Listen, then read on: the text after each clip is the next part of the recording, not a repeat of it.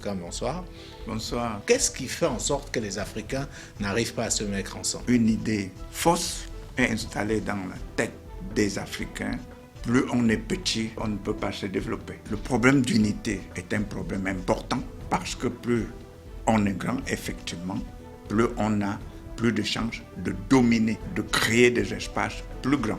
Mais ça ne veut en aucun cas dire que le petit n'a pas la possibilité d'aller loin. La question qui revient toujours, c'est que l'économie africaine a du mal à se financer. Il n'y a pas d'argent. Vouloir dire qu'on ne trouve pas de l'argent veut dire vouloir dire qu'à l'intérieur de la tête, c'est vide. Le cas de la RDC, qui possède aussi et qui est peut-être l'exemple le plus emblématique d'un pays riche en termes de ressources naturelles. Non seulement la distribution de ces ressources ne fonctionne pas, la situation simplement de paix est menacée depuis quelques années. Qu'est-ce qu'on fait?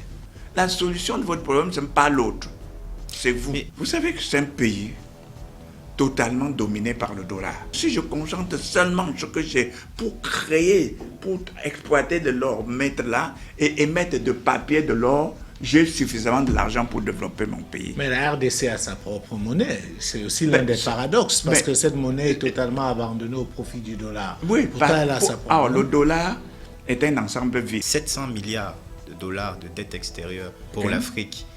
Est-ce que ce n'est pas un poids parfois qui empêche cette progression et ce rééquilibre là? La dette devient un déséquilibre si tu dois payer le même jour.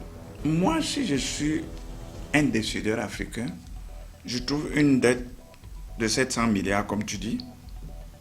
Je dis, je le paye sur 50 ans. Ça rentre dans ma capacité de production et je vais le payer progressivement. Et il n'est pas interdit de réchelonner ces dettes. Pourvu que tu prouves qu'en réchelonnant, tu peux t'en sortir. Or, pour prouver qu'en réchelonnant, tu peux t'en sortir, il faut décider de créer des richesses.